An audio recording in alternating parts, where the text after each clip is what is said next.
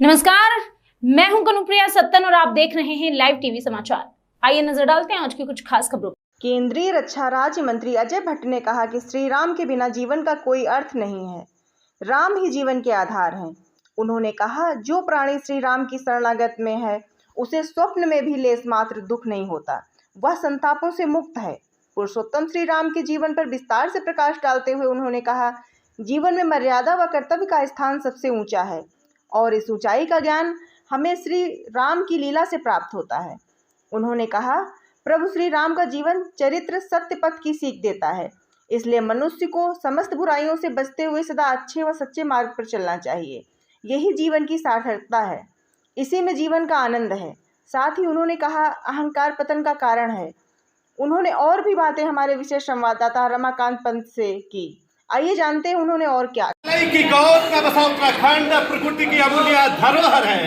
इस धरोहर में कुमाऊं के प्रवेशांचल लालकुआं में की रामलीला अपने आप में समूचे कुमाऊं क्षेत्र में बेहद प्रसिद्ध है। आज इस रामलीला के तालीम स्थल पर केंद्रीय रक्षा राज्य मंत्री श्री अजय भट्ट जी पधारे हैं, जिनका प्रभु श्री राम के चरणों में अपार स्नेह है और यहाँ पहुंचकर आपने प्रभु श्री राम के चरणों में अपने आराधना के श्रद्धा पुष्प अर्पित किए। आइए मिलते हैं भट्ट जी, आपका बहुत बहुत स्वागत है और आपसे यह जानना चाहेंगे कि स्थानीय जनमानस के नाम आज आप इस भूमि में पहुंचे, कुमाऊं के प्रवेशद्वार लालकुआं की वसुंधरा में पहुंचे, यहाँ की आपने तालीम की, तो आप स्थानीय जनमानस को इस भूमि से क्या संदेश देना चाहेंगे? हम भी बचपन में तालीमों में जाते थे जी और उसके कई संस्कार हमारे पर आज भी पड़े।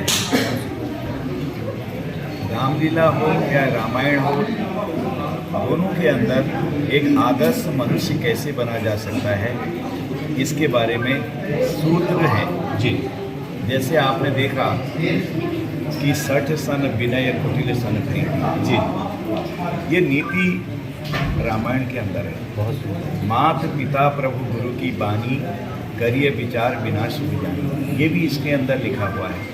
और सबसे बड़ी बात यह है कि ये कहा है कि आप धन दौलत मत मांगिए, ईश्वर से सिर्फ ये कहिए, मुझे, मेरी पत्नी को, मेरे परिवार को, मेरे गांव को, मेरे मोहल्ले को, मेरे प्रदेश को, मेरे देश को सुमति दे दें, तो लक्ष्मी अपने आप आ जाएगी। जहाँ सुमति वहाँ संपत्ति नाना, जहाँ कुमति तहाँ विमति नाना। तो ये ऐसे सूत्र, ऐसे चौपाई, दोहे ऐसे हैं जो मनुष्य के जीवन को संवार देते हैं। कहाँ कैसे करना है साफ लिखा हुआ है और आप अगर पढ़ते जाएंगे आपको बहुत आनंद आएगा।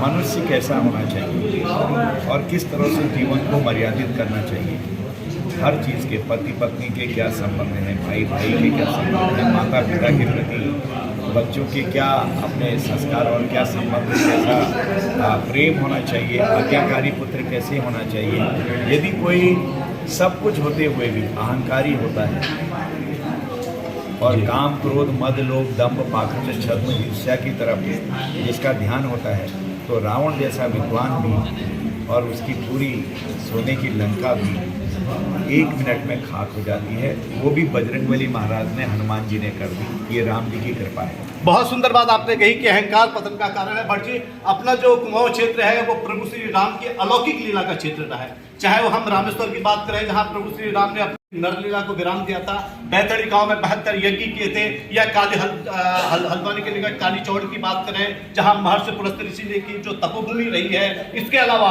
पाताल भुवनेश्वर की बात करें, जहां राजा ऋतुपर्ण ने जो है खोज करके जो रामचंद्र जी के वंशज थे। तो हमारे देवभूमि कुमाऊं में या गढ़वाल में, उत्तराखंड में प्रभु श्री राम से जुड़े ऐसे अनेक तीर्थ स्थल हैं जो गुमनामी के साए में गुम हैं। तो उन्हें प्रकाश में लाने के लिए आप अपने स्तर से क्या प्रयास करेंगे?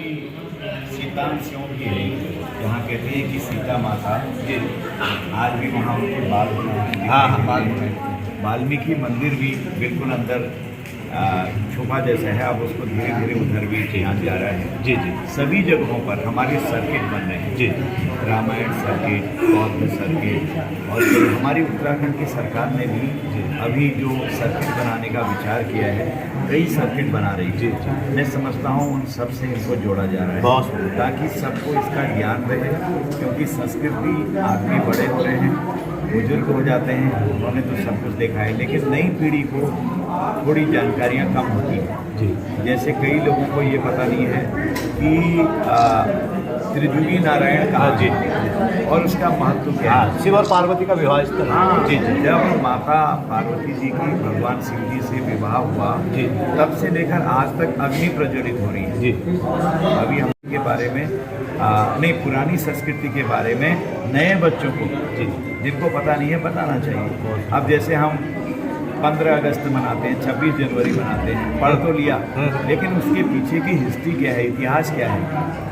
आज आपने देखा कि आज़ादी के 75 वर्ष हम देख रहे हैं, इस समय मना रहे हैं, आप देख रहे हैं, एक से एक नई चीज़ें। इस बार पहली बार ऐसा हुआ, चाहे पक्ष हो विपक्ष हो, छोटा हो बड़ा हो, हिंदू मुसलमान सिख ईसाई, अगड़ा पिछड़ा, जितने भी हैं अनुसूचित जाति जनजाति ओबीसी ब्राह्मण क्षत्रिय जिनको मानते हैं आप, सारे लोग समाज के एकजुट दिखाई दिए। और यही हमारा विश्व बंधुत्व है, यही हमारा जो हम कहते हैं कि पूरा विश्व परिवार की तरफ से है।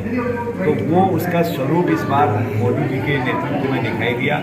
एक आह्वान उन्होंने किया, गली कूचे घरों में लोगों ने अपने घर पर तिरंगे को बांधा और उसको बाकायदा सैल्यूट किया और कई लोगों ने जनगण मन गाया वहाँ पर। चलिए, बहुत बहुत धन्यवाद अजय भट्ट जी, आपने अपना अमूल्य समय हमें प्रदान किया, इसके लिए आपका बहुत बहुत धन्यवाद। लाइव टीवी चैनल से मैं रमाकांत पंत।